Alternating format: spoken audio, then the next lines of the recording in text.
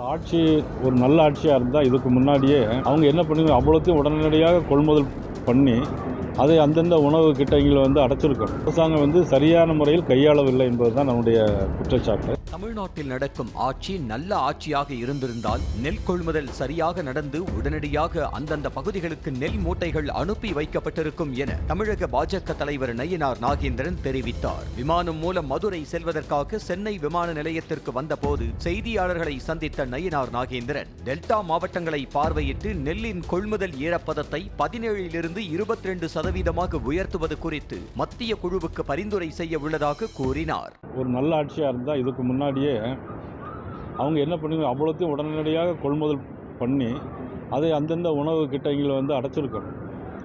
ஆனால் இன்றைக்கி என்னென்னா அதிலே ரொம்ப காலதாமதம் ஏற்படுது. அதிலே ஒரு மூட்டைக்கு 40 ரூபா கமிஷன் கேட்குறாங்க அப்படிங்கிற ஒரு குற்றச்சாட்டு இருக்குது. ஆக இதை அரசாங்கம் சரியான முறையில் கையாளவில்லை என்பது தான் நம்முடைய குற்றச்சாட்டு.